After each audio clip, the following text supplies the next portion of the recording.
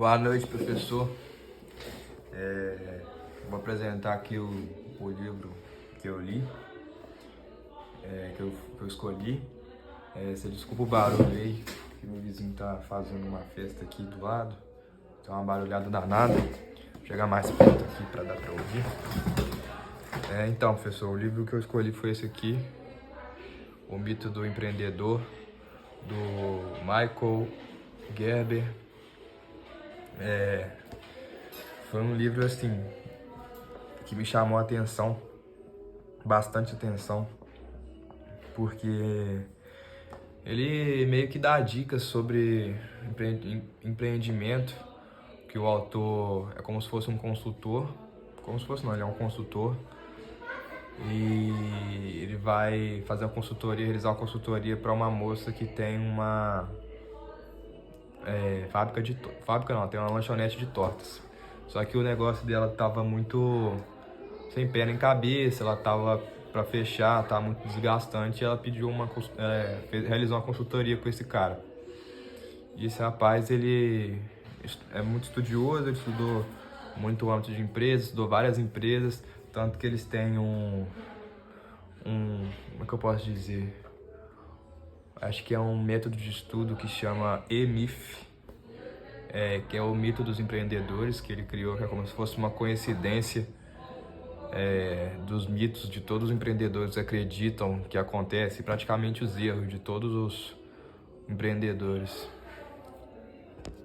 Começa o livro explicando como que é o mito do empreendedor na realidade, explica basicamente a realidade da maioria dos empreendedores aí.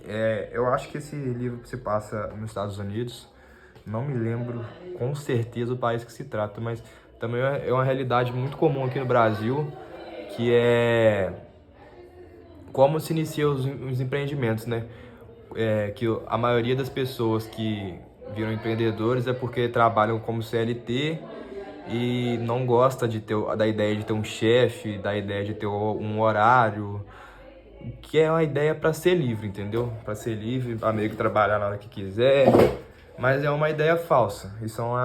Vem de uma ideia falsa que não é verdade, e muitos desses equívocos das pessoas que cometem, elas vêm de 3 personalidades que todo mundo tem dentro de si, de acordo com o autor, que ele explica que é o empreendedor, o técnico e o administrador.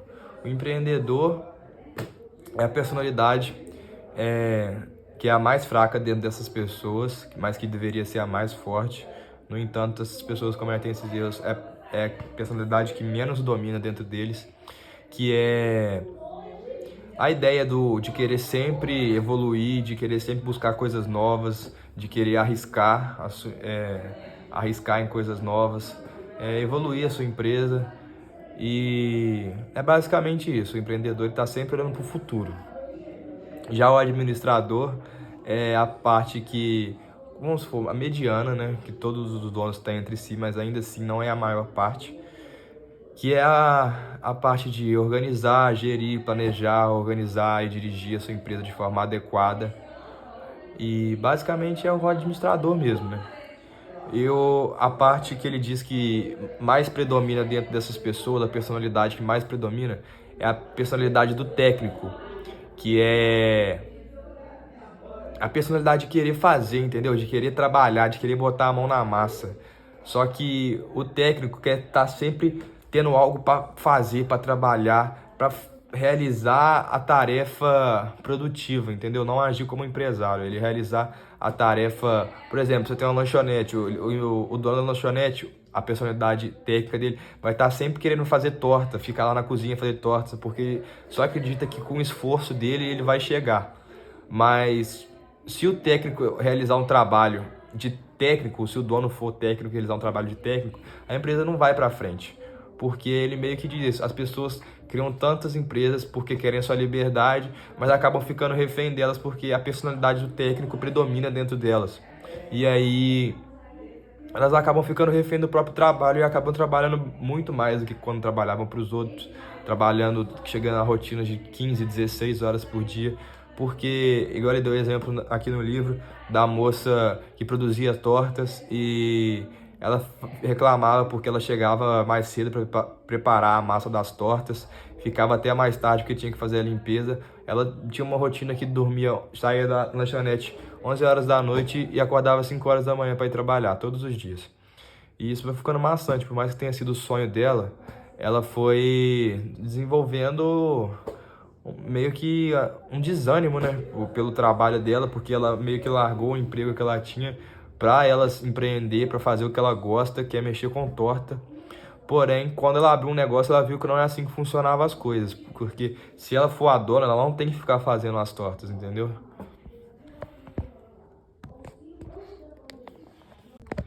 E isso é um erro que muitas pessoas que se tornam empreendedores cometem, porque a pessoa, igual ela dizia no texto, que os clientes dela só gostavam das tortas, que ela só tinha os clientes dela porque era ela que fazia as tortas, por isso que ela tinha clientes. É, mas não deve ser assim, porque você não pode ficar refém do seu trabalho. Aí, como o autor diz, ela saiu de um trabalho que ela tinha um chefe para ela perder a liberdade pro trabalho dela. O trabalho dela meio que virou uma CLT, uma obrigação. Ou seja, ela não virou empreendedora, ela só continuou realizando o trabalho técnico que ela fazia. Que antes, antes de entrar na lanchonete trabalhando para os outros, é como se ela fosse uma técnica, entendeu? Que só realizasse tarefas da parte produtiva do ambiente de trabalho. E ela quis abrir um negócio e, assim como a maioria das pessoas que tentam empreender, acabam se tornando técnicos e não viram empreendedores em si.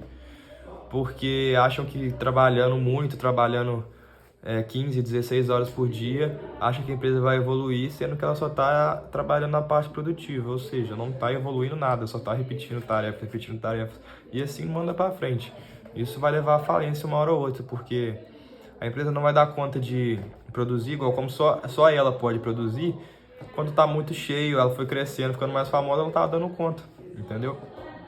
E o autor diz que esse é o maior problema dela e de todos os empreendedores, é controlar a personalidade técnica.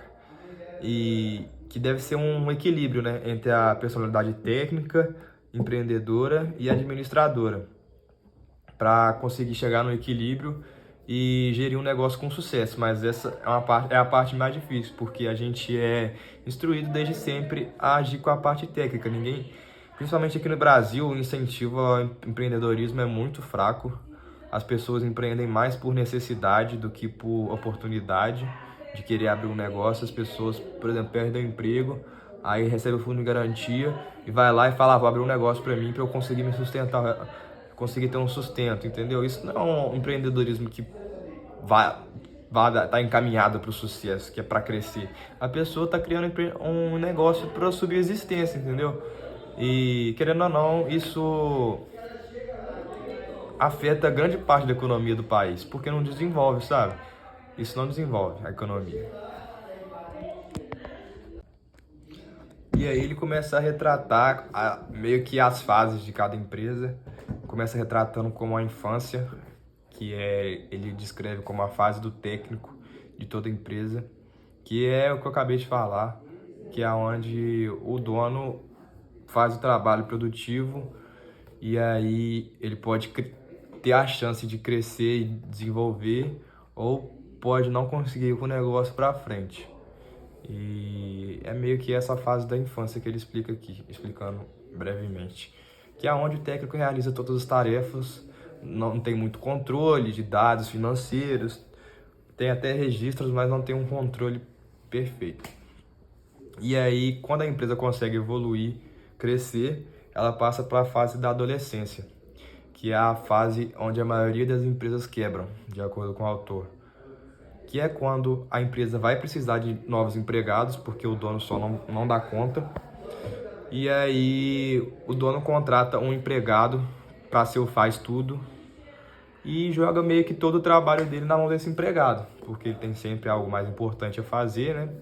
E joga meio que esse trabalho da parte produtiva, vamos supor, da lanchonete. Ela contratou uma moça lá para limpar o chão, para varrer, para atender o telefone, para receber os outros, para fazer a contabilidade, meio que faz tudo e joga tudo. E aí não procura saber de resultados, do que a pessoa, do que esse empregado precisa, do que como está sendo, se ele precisa de mais funcionários. Aí vai chegar uma hora que a empresa vai crescendo, e ele fala pra esse funcionário contratar mais funcionários para trabalhar com ele. Mas ele não procura saber os resultados, não procura ver os clientes como eles estão achando, ele só meio que joga o trabalho e deixa para lá. E nisso, uma hora a conta chega. E quando chega, ela vem forte, podendo causar a quebra da empresa, porque um cliente pode reclamar que o padrão não está sendo o mesmo seguido, porque você foi bem atendido num dia e no outro dia não foi, que o preço subiu, que foi mal atendido e não retorna. Começa a chegar muitas reclamações para você, e aí quando você vai ver, sua empresa está toda endividada, os funcionários não fazendo o trabalho direito e tudo de cabeça para baixo, tá? Sua empresa virou um caos e muito dificilmente você vai conseguir recuperar.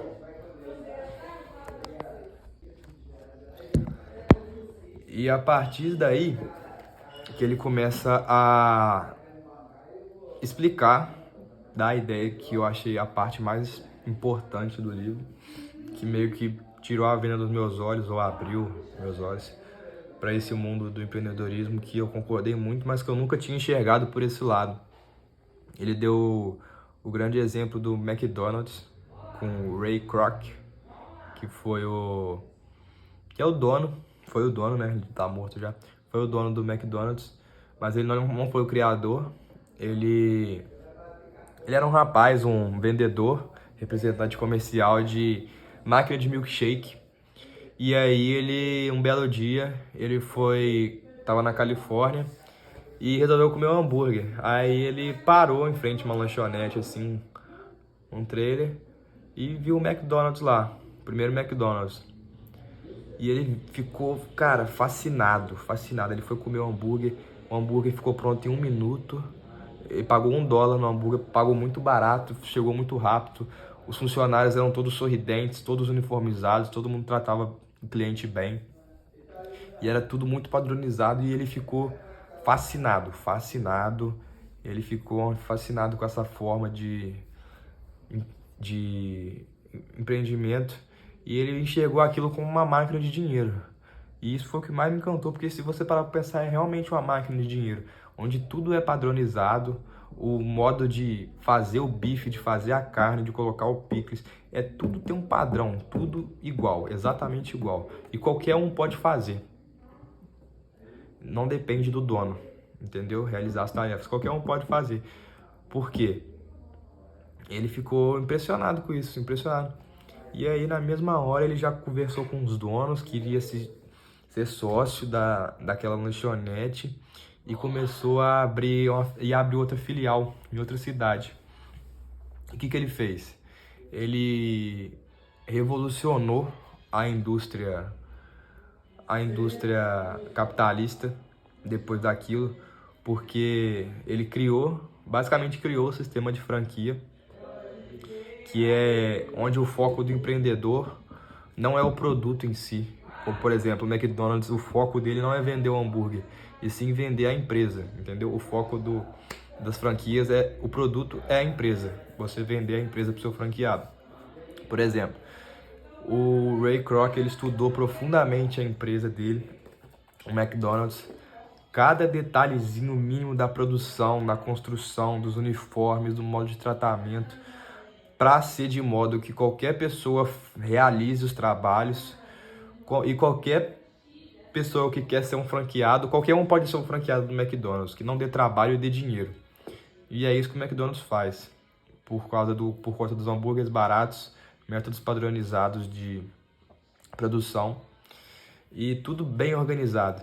E o Ray Kroc investiu nisso, em vender a sua empresa, não vender hambúrgueres. O McDonald's vende a marca, não vende hambúrgueres. E isso foi o que mais me fascinou nesse livro, cara, porque esse sistema de franquia eu achei bem bacana. E o Ray Kroc foi só vendendo cada vez mais o McDonald's, e hoje é a maior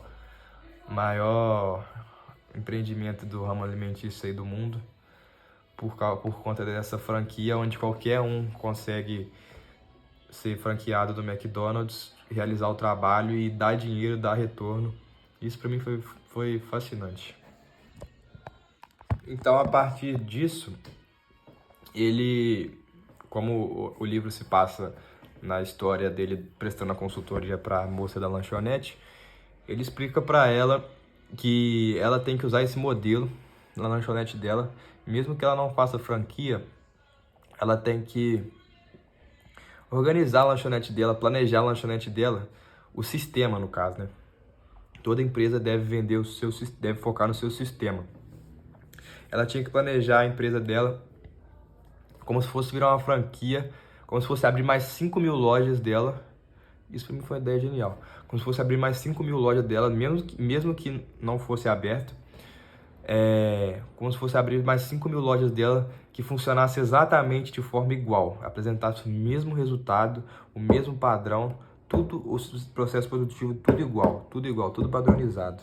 Porque só assim ela conseguiria ter, realmente conduzir a empresa dela, porque todos os resultados seriam previsíveis, os problemas seriam previsíveis, entre aspas, ela conseguia identificar melhor os gargalos onde está acontecendo, porque está tudo bem definido, cada um faz a sua função, cada um aonde ela consegue localizar melhor os erros e principalmente consegue padronizar tudo e fazer com que tudo seja treinável, não dependa dela, que esse é o mais importante. A lição mais importante que existe no livro é: sua empresa não depende de você e você não é a sua empresa. Você não trabalha na empresa como o técnico faz, ou a sua personalidade técnico faz, que vai lá trabalha o dia inteiro. Você trabalha pela empresa. Você está sempre querendo melhorar a empresa, não ficar fazendo processo produtivo. Porque para isso você tem que construir um negócio que pessoas façam para você, porque você é o dono. Você não é um funcionário. Essa foi a sua escolha. Se fosse para trabalhar no processo produtivo, você poderia simplesmente trabalhar para alguém, porque te daria muito menos trabalho e menos estresse. Então, é basicamente isso que fala sobre o livro aqui. Depois ele vai explicando como criar a empresa, né? Ele fala que toda empresa tem que ter um objetivo principal, o porquê dela existir, o porquê que ela está de pé.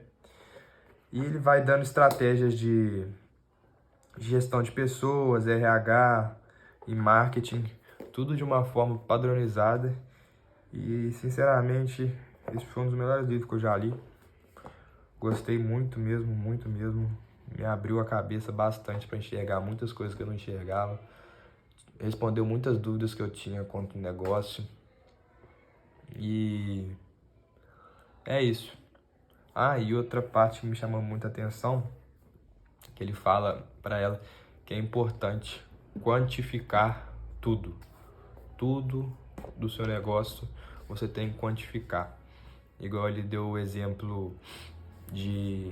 Quando eu falo ele, é o autor. De uma pesquisa que foi feita que os vendedores começaram a aumentar a venda das lojas muito mais quando eles chegavam para o cliente e perguntavam: você já veio aqui hoje, não? Você já veio aqui alguma vez, não? Aí o cliente ficava... Eu respondia sim, eu respondia não. Mas isso dava uma abertura melhor para o vendedor se desenvolver sua relação de venda com o cliente, do que quando ele chega e pergunta assim: posso te ajudar? E 90% das pessoas respondem: não, obrigado. Quando o cliente chega de uma forma mais despretensiosa, quando o vendedor chega de uma forma mais despretensiosa assim, para atender o seu cliente, foi registrado um aumento de vendas. E como que foi registrado esse aumento de vendas? Como que era registrado? Para isso tem que quantificar e testar novos métodos. Por exemplo, você quantifica quantas pessoas entram no seu dia, na sua loja, quantas pessoas compram, quantas pessoas experimentam, quantas pessoas divulgam. E você tem que quantificar tudo, quanto dinheiro que entra, quanto dinheiro que sai. Tudo você tem que quantificar e registrar, para quando você quiser implementar uma mudança, você saber se deu certo ou deu errado. Porque sem parâmetro, sem saber os números, você não vai saber se foi melhor ou se foi pior. Então, tudo que você puder quantificar na sua empresa, você quantifica.